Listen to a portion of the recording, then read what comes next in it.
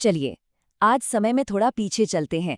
एक ऐसे राजवंश की कहानी सुनते हैं जिसने सिर्फ आप कह सकते हैं राज ही नहीं किया, बल्कि दक्षिण भारत की संस्कृति, उसकी कला, उसकी वास्तुकला सबको एक नई पहचान दी। हम बात कर रहे हैं पल्लवों की। तो आइए उनकी इस कमाल की विरासत को थोड़ा और करीब से जानते हैं। तो इस सफर में हम 4 खास पड़ावों पर रुकेंगे। सबसे पहले देखेंगे कि उनका समाज कैसा था, फिर जानेंगे कि उस दौर की साहित्यिक और धार्मिक आवाजें कौन सी थीं। इसके बाद हम उनकी शानदार वास्तुकला पर नजर डालेंगे और आखिर में ये भी देखेंगे कि कैसे उनकी संस्कृति समंदर पार तक पहुंची। तो ठीक है, शुरू करते हैं। पहला सेक्शन है सामाजिक खाका। आइए समझते हैं कि पल्लव साम्राज्य की नींव मतलब उनका समाज आखिर किस तरह से बना था। तो देखिए, पल्लव समाज की जो नींव थी वो आर्य संस्कृति पर आधारित थी। इसका सीधा सा मतलब ये था कि समाज अलग अलग वर्गों में बटा हुआ था। जाति व्यवस्था काफी कह सकते मजबूत थी और इसमें भी ब्राह्मणों को राजाओं का खास संरक्षण मिलता था, जिसकी वजह से समाज में उनका दर्जा बहुत ऊंचा माना जाता था। अब इसी से जुड़ा एक बहुत जरूरी कॉन्सेप्ट है ब्रह्मदेय। ये क्या था? ये दरअसल राजाओं की तरफ से ब्राह्मणों को दी गई जमीन होती थी। और ये कोई छोटे मोटे जमीन के टुकड़े नहीं थे। नहीं, अक्सर तो पूरे के पूरे गांव ही दान में दे दिए जाते थे। और सबसे बड़ी बात, ये जमीनें टैक्स फ्री होती थीं। तो जाहिर से बात है, इससे ब्राह्मणों की सामाजिक और आर्थिक ताकत कितनी बढ़ गई होगी। पल्लवों का एडमिनिस्ट्रेशन कितना ऑर्गेनाइज था, इसका अंदाजा उनकी बस्तियों को देखकर ही लग जाता है। मतलब 3 तरह की बस्तियां थीं। पहली थी उर, ये थे आम किसानों के गांव। दूसरी थी सभा, ये वो टैक्स फ्री बस्तियां थीं जो ब्राह्मणों को दान में मिलती थीं। और तीसरी थी नगरम, जो ट्रेडर्स और व्यापारियों के लिए एक तरह के कमर्शियल हब हुआ करते थे। तो देखिए, हर बस्ती का एक खास काम था। तो समाज की बनावट तो हमने समझ ली। अब जरा उस दौर की कला, साहित्य और धर्म की दुनिया में चलते हैं। हमारा अगला सेक्शन है एक युग की आवाजें।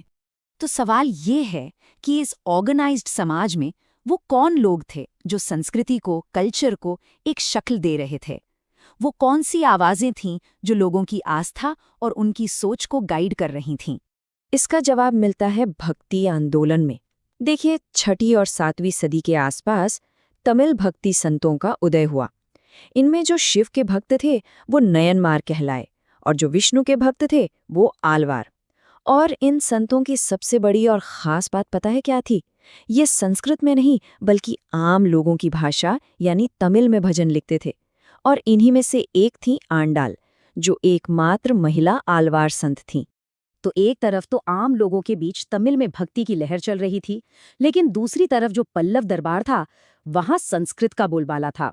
वही राजकाज और विद्वानों की भाषा थी।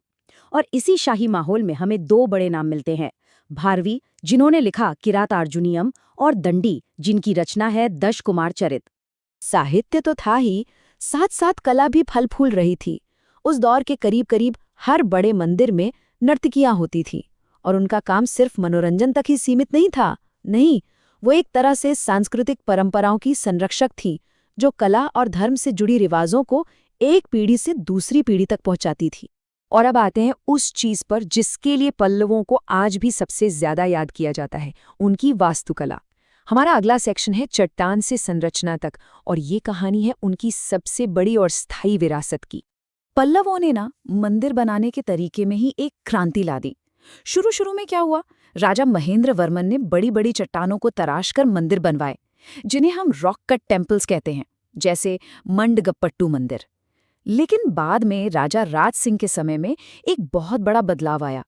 अब वो चट्टानें नहीं काट रहे थे, बल्कि ईंट पत्थरों को जोड़कर जमीन से ऊपर एक अलग स्ट्रक्चर खड़ा कर रहे थे। ये आर्किटेक्चर की सोच में एक बहुत बड़ी छलांग थी। और इस नई तकनीक का, इस नए तरीके का सबसे शानदार उदाहरण है महाबलीपुरम का शोर मंदिर। इसे दक्षिण भारत का सबसे पुराना स्ट्रक्चरल मंदिर माना जाता है और आज ये एक यूनेस्को वर्ल्ड हेरिटेज साइट है, जो आज भी पल्लव वास्तुकला की शान की गवाही देता है। लेकिन पल्लवों की कहानी सिर्फ भारत की सीमाओं में ही खत्म नहीं हो जाती। चलिए अपने आखिरी सेक्शन में देखते हैं कि कैसे उनकी संस्कृति ने समंदर पार भी अपनी एक अलग छाप छोड़ी। हाँ, तो पल्लवों का असर सिर्फ भारत तक नहीं था, उनकी वास्तुकला, उनकी संस्कृति, ये सब समंदर पार करके साउथ ईस्ट एशिया तक पहुंची। आज भी अगर हम कंबोडिया और जावा के पुराने मंदिर देखें तो उनमें पल्लव स्टाइल की साफ साफ झलक मिलती है। सोचिए, उनकी कल्चरल लेगेसी कितनी दूर तक फैली हुई थी। और यहीं पर एक बहुत दिलचस्प सवाल खड़ा होता है, आखिर किसी कल्चर में वो कौन सी ताकत होती है कि उसके आइडियाज़, उसकी कला, उसका आर्किटेक्चर न सिर्फ अपने दौर में सबसे आगे होते हैं, बल्कि महासागरों को पार करके दूसरी ज़मीनों पर भी अपनी जड़ें जमा लेते हैं। पल्लवों की विरासत हमें इसी सवाल पर सोचने के लिए छोड़ जाती है।